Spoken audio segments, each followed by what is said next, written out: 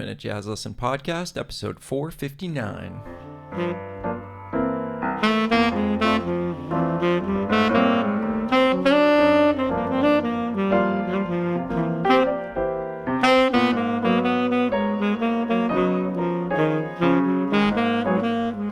Hey everybody, welcome back to episode 459 of the 10-Minute Jazz Lesson Podcast.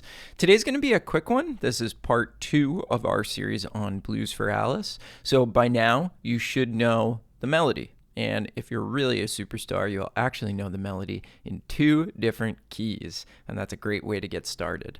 Now, this week is probably going to surprise a lot of you, but this actually might be, for a lot of you, the most useful lesson out of all the lessons that we're going to do on this tune. Because what this one is going to allow you to do is really, really simplify things and turn Blues for Alice from a tune that you might be terrified to play into something that you can basically instantly go out and play on the gig tonight if you want.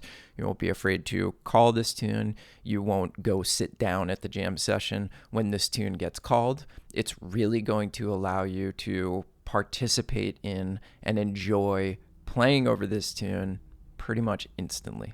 Okay, so here's the big secret on how we're going to do this. The concept is extremely simple, and that is you're just going to treat Blues for Alice like a basic F blues. So like if you think about what changes you play over when you play Straight No Chaser, right? Which is another really ubiquitous F blues. Those changes. So that just means like your 1s and your 4s and then like a 2-5-1, right? So no longer are we thinking about all those things that appear on a chord sheet for this specific tune, Blues for Alice, like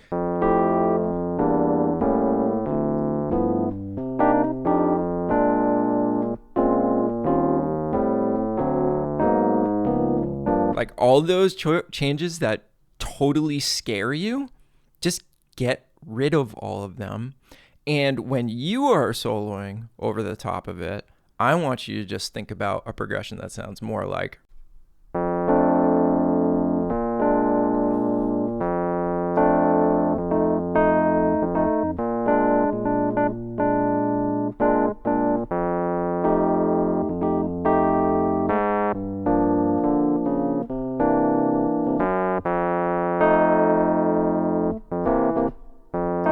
Right? That's just your really, really basic blues, probably in the way that you learned how to play a blues when you first learned. And you learned some of those really, really simple ones, right? Tenor Madness, Straight No Chaser, C-Jam blues, those changes. And you might be saying to yourself, it'll never work. Think about all those changes that are happening. I got news for you. It actually works. And it doesn't sound all that bad.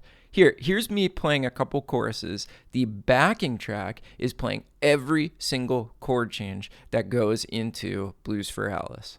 But I am thinking while I'm playing about just a really, really basic blues. And you'll hear it in the material that I'm playing. You're going to hear I'm not playing like super crazy bebop, chromaticism, weaving my way in and out of every change. I am really and truly thinking about those basic changes. You be the judge.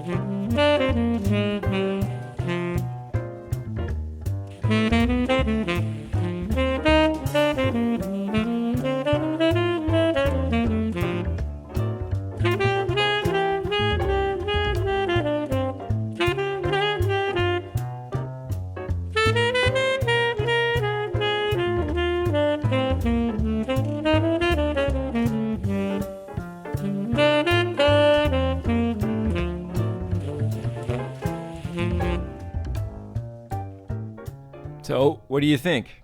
I think it sounded okay. It sounded perfectly fine. Now, did it sound like the greatest solo that's ever been played? Did it sound like how I would normally play over this tune, having known it and worked on it for a long time? Probably not. But the amazing thing is that I don't need any of those crazy changes to make a statement that frankly swings and sounds fine, and nobody's going to be like, man, you didn't play all the changes. Like, nobody's going to say that, right? So this is a really, really important lesson, and I want you to experience it as well by just playing over it and realizing, like, oh, geez, I never thought I could call Blues for Alice. Well, you probably can, and you could probably get through a number of choruses just thinking about a plain old F blues, and it will probably sound really good.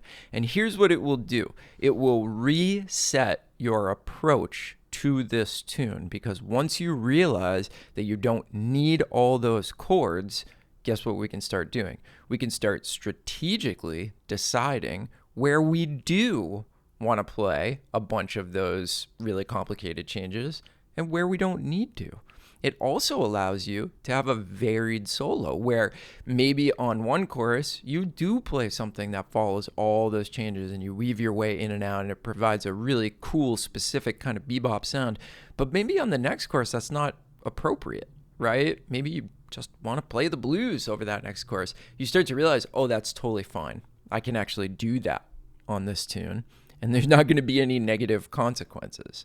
So your job for this week is to put on a backing track for Blues for Alice, but you play just plain old basic blues. And I want you to really explore that. In fact, don't really allow yourself to consider all of those changes. You know, like bars 5 through 8, where everybody gets so scared because it's like,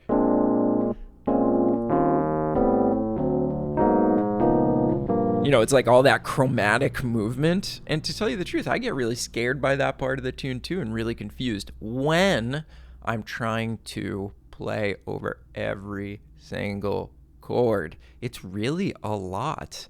Isn't it nice to know that you just don't have to do it? And I think that that is the first step toward realizing that you don't need to think or worry as much as a lot of us do when we're playing over these quote unquote really complicated tunes, because the essence of the blues is still there, even though there's all those extra changes, which is a really good reason why it's called Blues for Alice, even though it's like a blues on complete steroids. It's not just that it's 12 bars, it's that the chords that Charlie Parker sort of inserted in there, they serve the blues. It's still a blues. It's just really fancy. Okay? So what I'm going to do for the Patreon members is I'm going to give you some trading choruses tracks, so we could trade back and forth and you can kind of bounce off of my plain old blues ideas. And then I'll also give the $5 members a trading fours track so that we can do a lot of playing together this week. And it'll really set us up and sort of clear the decks for what we can do next, which is to start adding back in some of the more interesting changes without completely stressing ourselves out by going from 0 to 100 miles an hour on this tune. Okay? If you're new to the podcast, don't know what I'm talking about when I say Patreon, we're a listener-supported podcast, which means that we rely on people just like you to keep the podcast going and support us monetarily. We don't do any ads on the show. And when you choose to support us, you don't just, give us that money and we give you nothing. We give you materials for every single episode, and the entire back catalog of episodes is over there on Patreon. So if you want to support us, see the different options, and get the trading tracks that I was talking about this week so we can play together, go to our website, 10minutejazzlesson.com, click on one of the Patreon banners, or just go to patreon.com, search for the 10-Minute Jazz Lesson Podcast. You can get signed up and you get instant access to everything that we've ever done, which is pretty cool. Thank you to everybody that's supporting us. As always, you're the reason the show keeps coming out, and we couldn't do it without you. All right, everybody, we'll see you next week. Have fun this week. I hope it relieves a lot of stress to just play over this and see how good it sounds without worrying about any of the crazy, complicated chord changes. Cheers. See you next time.